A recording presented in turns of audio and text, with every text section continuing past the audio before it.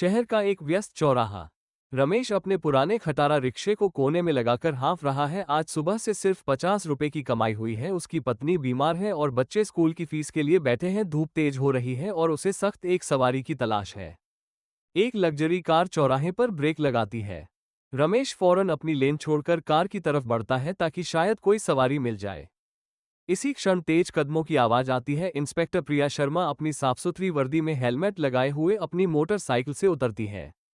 वो ट्रैफिक व्यवस्था संभाल रही है। प्रिया सख्त आवाज में, ए रिक्शा वाले, क्या कर रहा है यहाँ? यह नो पार्किंग जोन है और तुम सवारी पकड़ने के लिए ट्रैफिक जाम कर रहे हो। रमेश हाथ जोड़कर दबी जुबान में, मैडम जी गलती हो गई, बस एक सवारी की आस में बीवी बीमार है साहब। प्रिया, तुम्हारी परेशानी मेरी जिम्मेदारी नहीं है। कानून सबके लिए एक है। तुम एक गरीब आदमी हो, इसका मतलब यह नहीं कि तुम ट्रैफिक के नियम तोड़ोगे। अपना रिक्शा तुरंत हटाओ वरना चालान कर दूंगी। रमेश जल्दी से रिक्शा हटाता है लेकिन इस झटके में रिक्शे पर रखा उसका छोटा टिफिन बॉक्स जमीन पर गिरकर खुल जाता है। की तपिश दोपहर 1:00 बजे। करीब 4 घंटे बाद रमेश ने किसी तरह 100 रुपये और कमाए हैं। वह वापस उसी चौराहे के पास एक गली में खड़ा है पानी पीने के लिए। उसे लगता है कि अब वो सुरक्षित है। तभी प्रिया की मोटरसाइकिल गली के नुक्कड़ पर अचानक रुकती है। वो एक दूसरी पुलिस वैन का रास्ता साफ करवा रही होती है जो वीआईपी मूवमेंट के कारण आए है। प्रिया रमेश को देखती है जो उसके सामने की गली में खड़ा है। गली में एक बोर्ड लगा है, रिक्शा प्रवेश वर्जित, समय सुबह 8 से शाम 6 बजे। प्रिया गुस्से में तेज आवाज में, तुम फिर यहाँ क्या कर रहे हो? ये बोर्ड नहीं दिखाई देता? रिक्शा प्रवेश वर्जित लिखा है, तुम जानबूझकर नियम तोड़ रहे हो।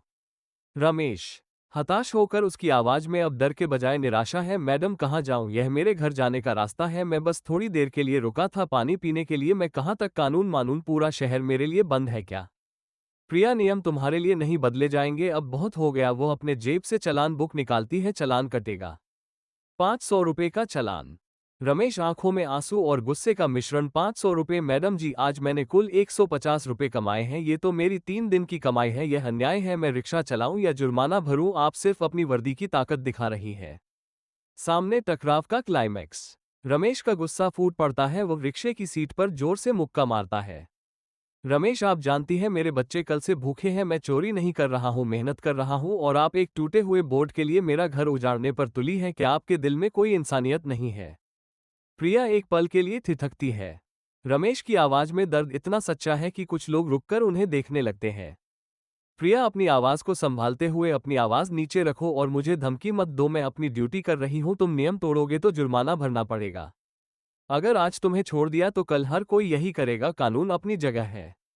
रमेश अपनी जेब में रखे कुछ पुराने नोट दिखाते हुए, ये है मेरी जिंदगी, सिर्फ 150 रुपये ले लीजिए, ये भी ले लीजिए, लेकिन मुझे बता दीजिए मैं कल अपने परिवार को क्या खिलाऊंगा।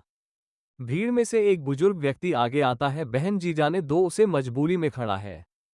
प्रिया देखती है कि भीड़ उनके पक्ष में नहीं है। वो जानती है कि उसकी बात सही है, लेकिन ये रिक्शा चालक सचमुच बहुत परेशान है। एक अनकहा समझौता समापन। प्रिया एक गहरी सांस लेती है। वो चालान बुक को बंद करती है और उसे वापस जेब में रख लेती है।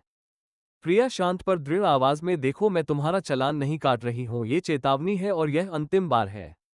वह अपने पॉकेट से 100 रुपये का एक नोट निकालती है और रमेश की तरफ बढ़ाती है। प्रिया, ये तुम्हारी मदद नहीं है। इसे अपनी रिक्शे की हेडलाइट और हॉर्न को ठीक करवाने में लगाना। रात को तुम बिना लाइट के रिक्शा चलाते हो, ये भी नियम तोड़ने से कम नहीं है और खतरनाक है। सड़क पर तुम्हें अपनी और दूसरों की सुरक्षा का भी ध्यान रखना चाहिए। रमेश अवाक रह जाता है। वो नोट नहीं लेता।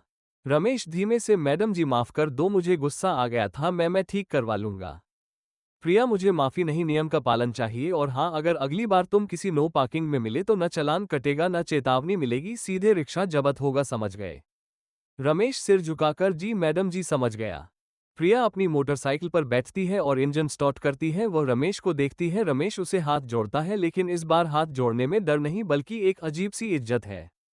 वो मोटरसाइकिल मोड़ती है और ट्रैफिक में वापस चली जाती है। रमेश 100 रुपये के नोट को देखता है, फिर रिक्शे पर रखी अपनी टूटी हुई हेडलाइट को। वो नोट को अपनी जेब में नहीं रखता बल्कि उसे मुट्ठी में भींच लेता है। वो समझ जाता है कि कानून और इंसानियत दोनों एक ही सिक्के के दो पहलू हैं।